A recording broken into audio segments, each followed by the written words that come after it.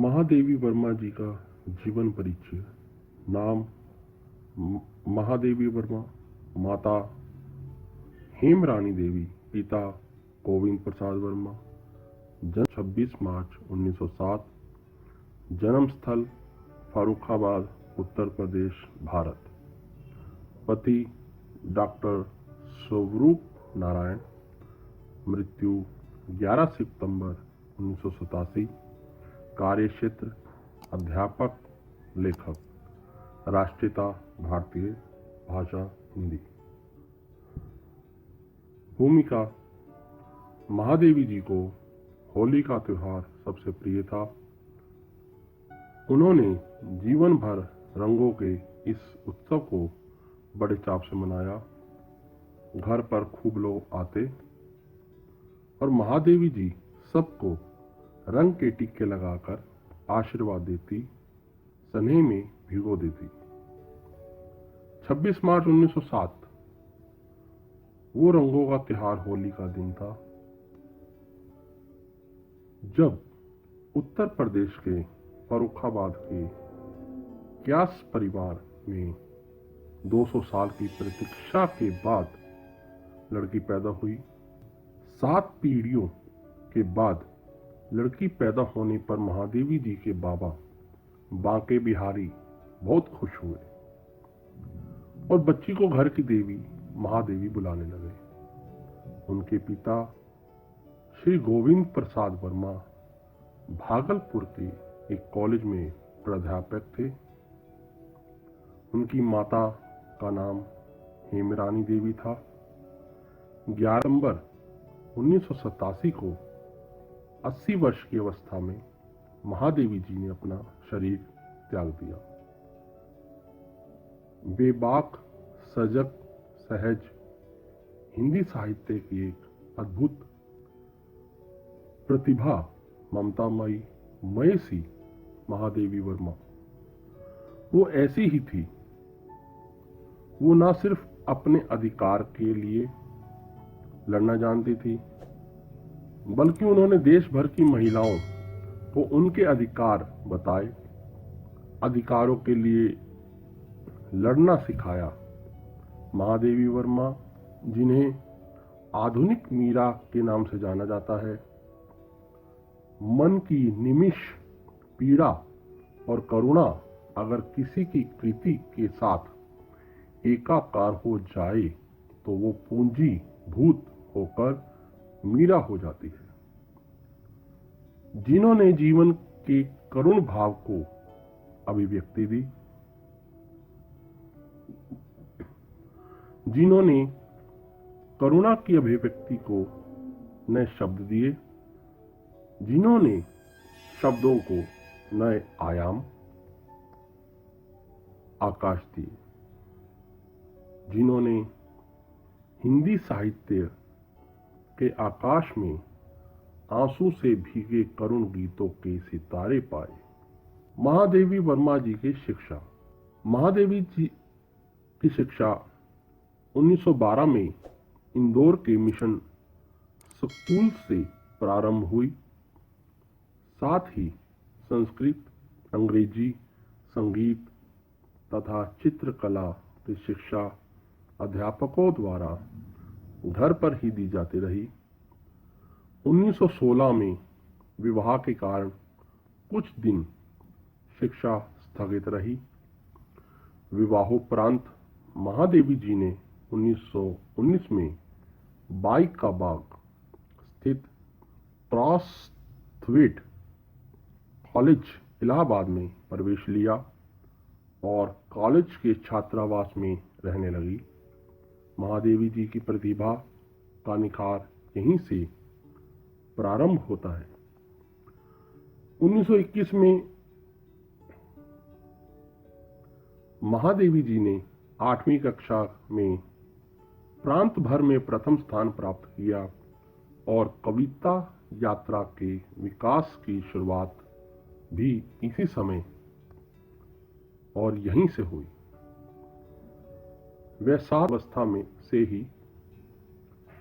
कविता लिखने लगी थी और 1925 तक जब आपने मैट्रिक की परीक्षा उत्तीर्ण की थी, एक सफल कवयित्री के रूप में प्रसिद्ध हो चुकी थी। विभिन्न पत्र पत्रिकाओं में आपकी कविताओं का प्रकाशन होने लगा था।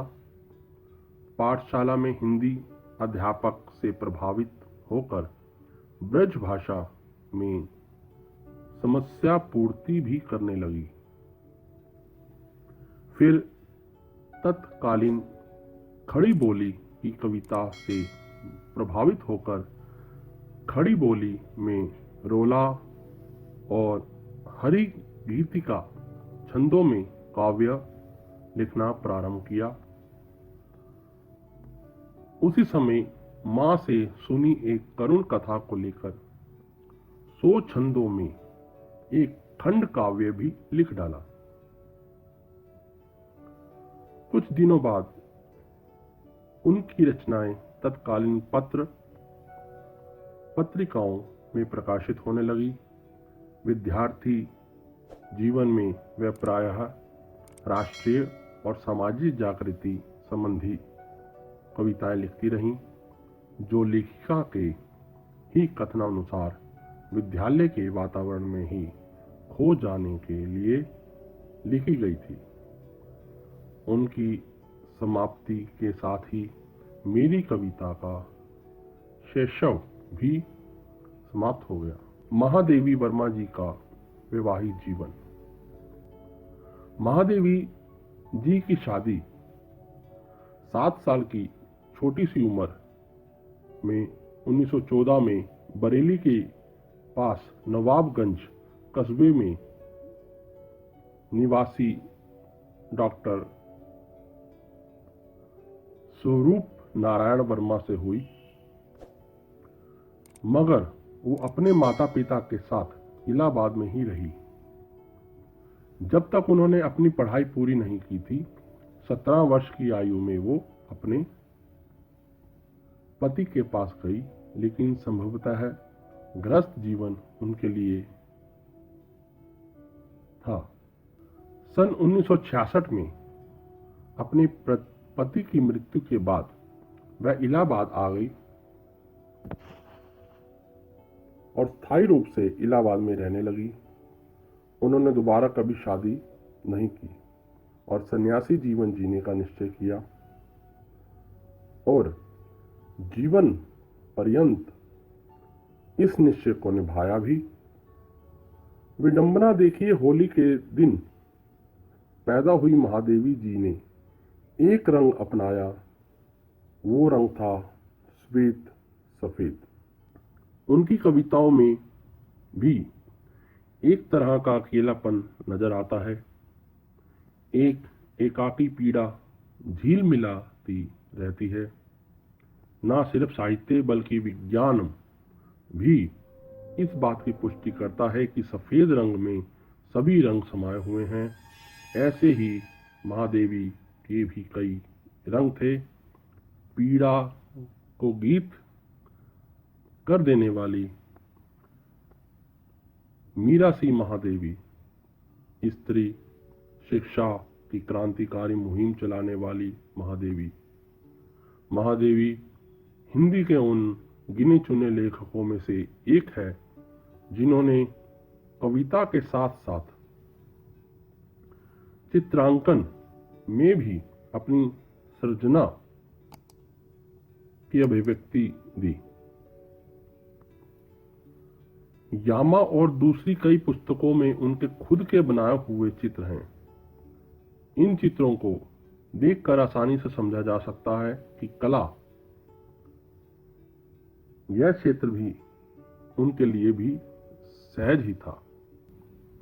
साहित्यकारों के कल्याण के लिए उन्होंने साहित्यकार संसद जैसी एक संस्था की स्थापना की, जहां साहित्यकार सुरक्षित रूप से अपना जीवन व्यतीत कर सकते हैं।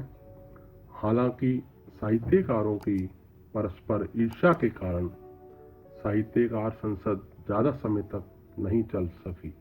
1936 में नैनीताल से 25 किलोमीटर दूर रामगढ़ कस्बे के उमागढ़ नामक गांव में महादेवी वर्मा ने एक बंगला बनवाया था, जिसका नाम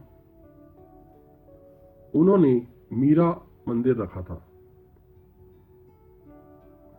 महादेवी जी इलाहाबाद के प्रयाग महिला विद्यापीठ की पहली प्रधानाध्यापक रही और बाद में उन्होंने कुलपति का पद संभाला। महादेवी को 1982 में ज्ञानपीठ पुरस्कार से और 1988 में पद्म विभूषण से नवाजा गया। महादेवी वर्मा जी का काव्यगत विशेषताएं। छायावाद के चारों प्रमुख स्तंभों जैसे प्रसाद, पंत, निराला और महादेवी वर्मा की प्रमुख काव्य प्रवृत्ति गीतात्मक है। फिर भी इन चारों की अपनी निजी विशेषताएं भी हैं। महादेवी जी में बौद्ध दर्शन की करुणा व्याप्त है। महादेवी का समूचा काव्य वेदनामय दुखों के आंसुओं से भरा हुआ है। यह उनका अपना व्यक्तिगत भी है और सामाजिक भी है, और सब मिलकर विश्व वेदना बन जाता है। उनकी कविता सब आंखों के आंसू उजले, सबके सपनों में सत्य पला का प्रत्यक्ष दर्शन कराती है। प्राकृतिक उनके कार्य में प्रायः उद्दीपन, अलंकार, प्रतीक और संकेत के रूप में चित्रित हुई है। इस प्रकार प्रणय, करुणा, वेदना, रहस्य, जागरण जैसे भाव से समृद्धि उनकी कविता को अभिव्यक्त करने वाली काव्य शैली की प्रमुख विशेषताएं हैं। चित्रमयी भाषा, प्रतीकात्मकता, लाक्षणिकता, नदात्मकता, नूतन अलंकारिता, संगीतात्मकता, नवीन छंदबद्धता। महादेवी वर्मा जी का साहित्य में स्थान। महादेवी जी ने अपने जीवन द्वारा समाज सेविका एवं साहित्य सेविका की फांक को मिटाने का प्रयास किया।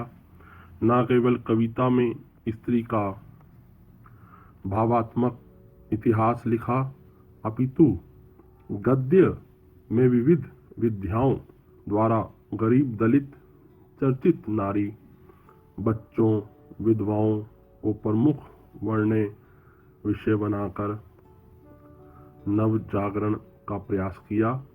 श्रृंखला की कड़ियाँ, स्मृति की रेखाएं, चांद का संपादन उनके विशिष्ट हैं। हिंदी साहित्य और भाषा के विकास में उनका योगदान अविस्मरणीय है। महादेवी जी की प्रमुख कविताएं। कविता निहार, जिसका प्रकाशन वर्ष 1930 में हुआ।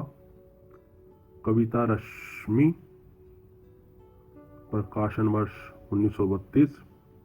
नीरजा, प्रकाशन वर्ष 1934। संध्या गीत, प्रकाशन वर्ष 1936। दीप शिखा, प्रकाशन वर्ष 1939। अग्नि रेखा, प्रकाशन वर्ष 1990। महादेवी वर्मा जी का पशु पक्षियों के प्रति प्रेम भाव।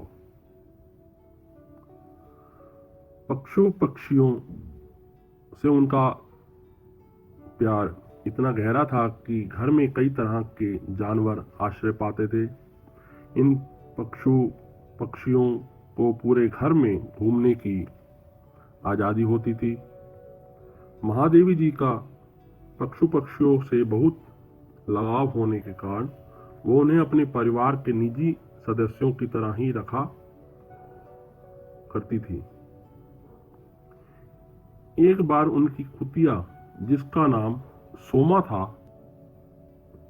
उन्हें सोमा से बहुत लगाव था। एक दिन उसकी मृत्यु हो जाने पर महादेवी ने 3 दिन तक खाना नहीं खाया था। महादेवी जी के कई रचनाओं के पात्र और कथानक भी इन्हीं मुख्य साथियों से बने हैं, जैसे सोना हिरनी की कहानी, जो कि उनकी पालतू हिरनी पर लिखी गई है, नीलू की वो लोकप्रिय कथा जो उनके पालतू खरगोश पर लिखी गई है, और गोरा की कहानी भी इनकी गाय पर लिखी गई है। महादेवी वर्मा जी की सर्वश्रेष्ठ सलाह, कुछ अपनी और कुछ आसपास की पीड़ा से बेचैन महादेवी कुछ सार्थक करना चाहती थी। ऐसे में उन्हें सर्वश्रेष्ठ सलाह मिली राष्ट्रीय संविधानता आंदोलन के प्रतीक पुरुष बन चुके गांधी जी से।